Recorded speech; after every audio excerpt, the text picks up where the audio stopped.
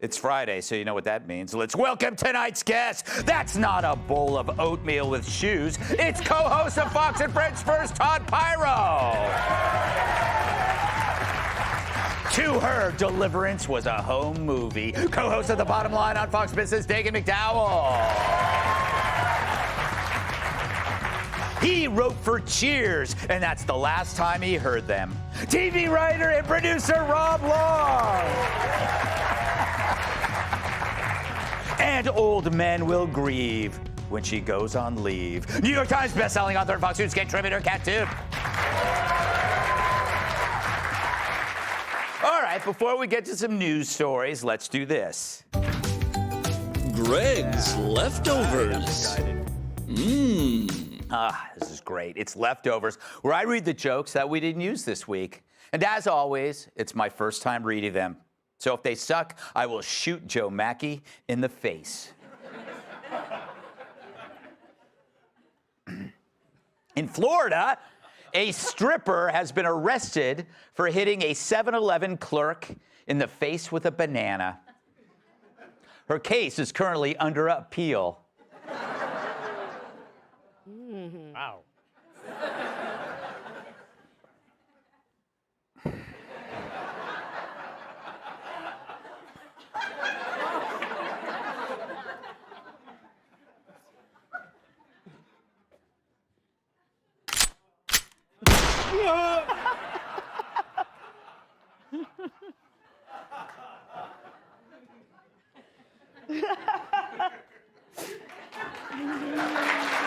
Oh, thank you.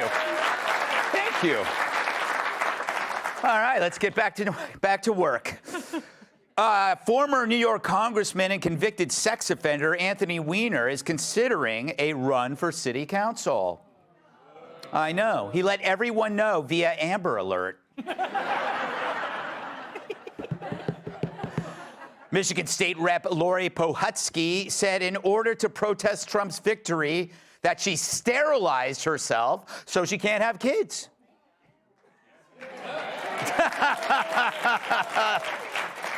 Don't even need a punchline. Also keeping her sterile, every man's eyes. According to the National Chicken Council, Americans will eat 1.42 billion wings while watching the Super Bowl.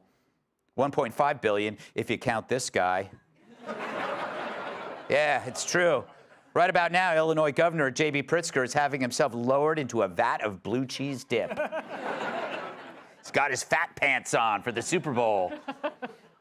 A sex health expert is claiming that a very large penis can cause men to suffer self-esteem issues and mental distress. Oh, God! Why am I still doing this job? Sorry. It appears Frontier Airlines may actually merge with Spirit Air. Their new name, Greyhound.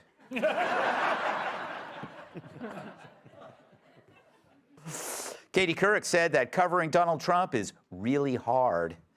And that's the first time that really hard and Katie Couric have been used in the same sentence. Fred Bear is going to interview Trump at Mar-a-Lago for the Super Bowl pregame show. Meanwhile, Kristi Noem is not allowed within 100 feet of the Puppy Bowl.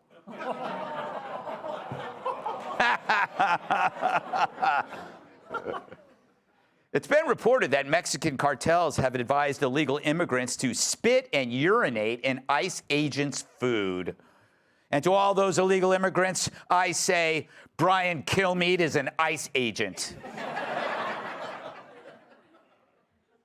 In fact, illegal border crossings have plummeted 90% since Trump returned to the White House.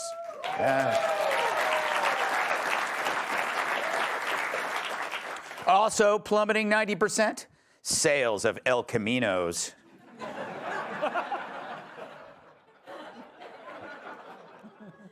God, I miss those cars. Oh, me too. Cruising down the L. Hillary Clinton criticized Elon Musk and Doge for hiring a 22-year-old to review the FAA. She's just mad because the last time someone hired a 22-year-old, she banged her husband.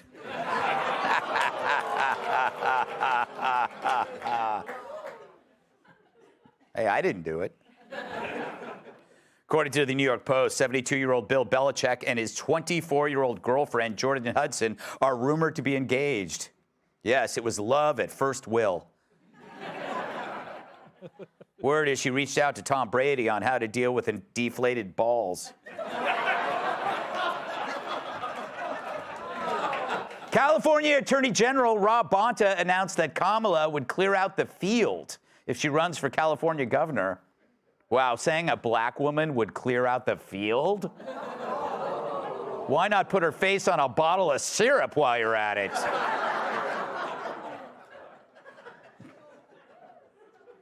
One former DNC official said he didn't find a single Dem who wants Kamala Harris to run again.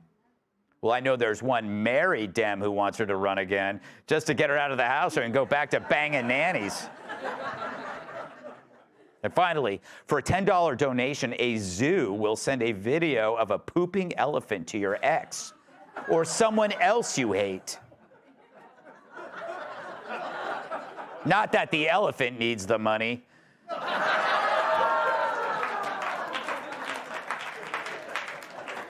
All right, to the monologue. So the Trump administration laid off nearly all of the USAID agency's staff, reducing the number from 10,000 worldwide to just under 300. I know. Oh, you're welcome. But oddly, the USAID beneficiaries abroad don't seem to be the ones complaining. The foreign heads of state are so quiet. And yet it's the NGOs crying over the fact that their years-long scams might be toast. And all of this is happening because DOGE has exposed a pile of programs funded by USAID to foster gender and trans propaganda in foreign countries. Countries where such things don't seem to benefit stability. Because nothing will bring a Muslim country together like drag queens reading the Quran to kids. But that's the point. You have to destroy the world to build a new one where men can watch girls pee in locker rooms. Now, I've said before that the racial and gender conflict incited in America was designed to keep a unified population from focusing on the bigger problems like crime, immigration, economy, and of course, corruption. But it wasn't to overthrow a government. It was designed to preserve the government, building a moat around its power. And so as we learn that USAID was creating instability abroad, we see these same dirty tricks coming home. It's as if Epstein Island moved to Georgetown. Because once you find yourself with a populist president who wasn't the elite choice, instability must be created artificially, kind of like a lab in China, which means introducing the endless combustion of identity politics. Elevate one's identity among others, and you create conflict among groups. And there goes populist unity. People turn on themselves. What seemed to be an exported strategy to handicap third world nations returned to where it started, like a sexually confused boomerang. So imagine if we looked at America as a foreign country when Trump won. USAID did. You had a populist president, not an establishment puppet. What followed? Organized immediate protests, race, gender, climate, the three horsemen of funded organized dissent. Meanwhile, the fourth sat next to Whoopi at The View. It was a color revolution funded by people who pay taxes. Suddenly, you had trained agitators in the street with fresh signs and robust crowds, and fueling that a media that pushes incendiary hoaxes. Add to that a crusade against so-called misinformation to empower censorship. Sound familiar? Sounds like everything USAID did in other countries. Now, maybe we didn't mind USAID before. Sure, they toppled governments overseas, but that wouldn't happen here. Now, by shining a light on what they and our government was doing, we find that they did try to destroy a populist movement for being a challenge to their power, with identity politics as a weapon. It was divide and conquer, like when I got into that sword fight with conjoined twins.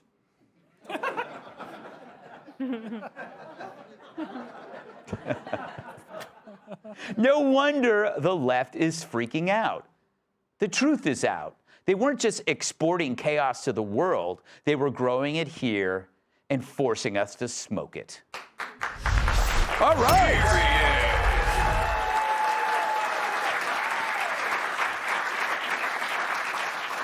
Todd, so today, I guess, Trump laid off all of these USAID workers, and it amazes me that the people the USAID was supposed to help don't care.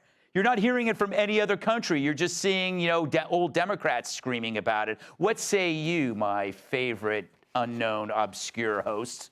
Just because I'm on at 5 a.m.? Yes. No, he's right. Nobody knows who I am. I can walk nude in the streets of New York City and nobody would care. I dare you. No, I think you nailed it because, let's face it, the people that are complaining aren't complaining on behalf of the American people. This is not a winning issue for Democrats or the left. It's not like you have voters in these swing states saying, no, bring back USAID. Americans, quite frankly, no matter what side of the fence they're on, they really don't want to support foreign nations and hurt our own people.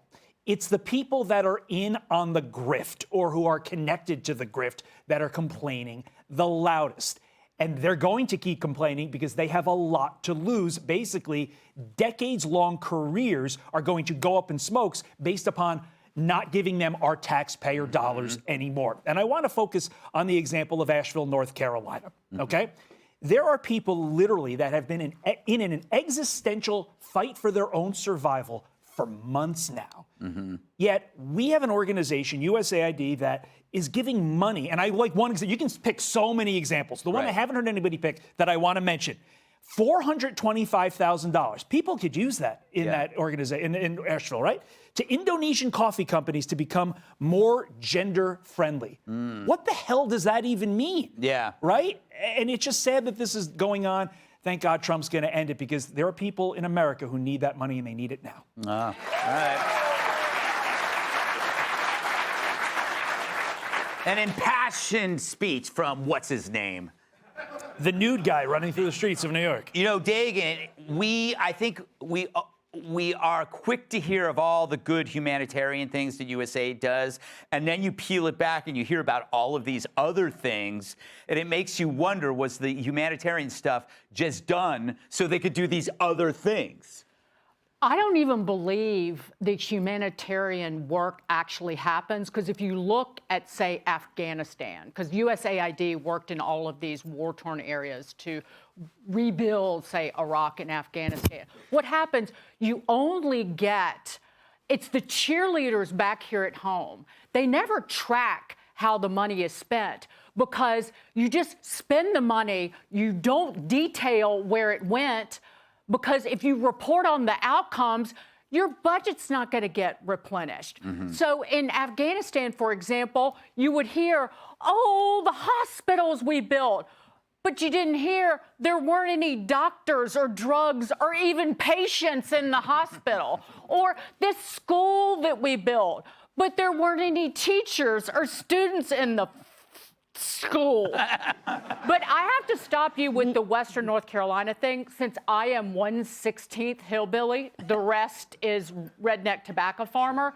I wish they had gone to Western North Carolina, and for every USAID worker, you know, the weepy con artist, they had gotten a flag-waving, God-fearing patriot hillbilly, and let that man or woman fire that worker and filmed it, showing them the business end of what America really looks like. I mean, that would be the best TV series ever. Yes.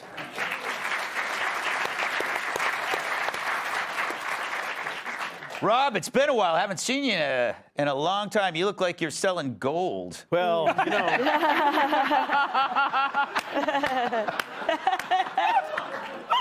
Greg? Yep. Now that you're a parent, are you thinking about your portfolio? You know, I hear now has never been a better time to buy gold. Gold, precious metals, stones, little artifacts. I can sell you some of the artifacts. Don't worry about it. Was there a question, or you just wanted to like? I don't know. I forgot that this is like not the most buttoned-up show. Yes. You know, because I don't know where you stand. I have not talked to you since the election. Yeah, I've kept up with your views, though. Yeah. No, you hear this stuff, and it's like, how could you not hear this stuff and not just be outraged? I mean, it makes me so angry that I didn't know there was this much money they were giving away for nothing, and I would have liked to have some. Exactly. Like 400 grand and there's no outcome? Yeah. I'm from Hollywood. That's us. We could do that. Yeah. Like I would be really good at being a USAID recipient of money and then do nothing with it. Yes. I feel that most of my career has brought me to this level of expertise, and this bastard president has stopped it. You look like. Am I not getting it? I may not be getting it. No, you are getting it. Yeah. You just look like a Columbo villain. The greatest Columbo villains were always like, Lieutenant, I don't have time for your nonsense. Yes. I'm busy putting on my ascot. And Yes. You're like, you're going down, buddy. Yes. One more question. One more question. So, Kat, you hate taxes more than anyone. So it's bad enough that they're taking our money for stupid things like roads, but it's going to like weird all over the world. Yeah, I saw a sentence like the New York Times reports they only kept the people that were specializing in health and humanitarian assistance.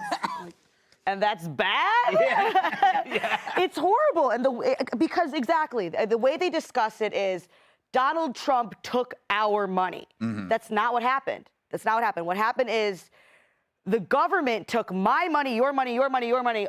Everyone's money was taken, given to them for this, like you said, gender coffee? Gender-friendly coffee company. In Indonesia. What does that mean? It sounds like an idea that somebody would come up with after a bong rip they were taking to come down from a cocaine bender. Those ideas shouldn't be funded. Those ideas should be, you wake up, well, that's not a good idea. What was I thinking? And then you go get help. But it's at the highest, some of the highest levels of government. It's ridiculous, and I think it's a good thing that it's being exposed. You should be offended. Yeah. Everyone should be offended that that's what your money that you go to work. Because when you work, they take taxes. That means you're essentially working for free, whatever portion of the year that you pay in taxes. And you're doing that for that? Exactly. Everyone should be pissed off. And the people that are pissed off on TV, the other side, are pissed off that we found out about it. It's like, aren't we supposed to have a transparent, like, the government, and now it's transparent and they're freaking out? It is. But What? it's been going on for 40 and 50 years, and everybody knew about it. And it takes a man who almost lost his life last summer to say, y'all, no more. All right.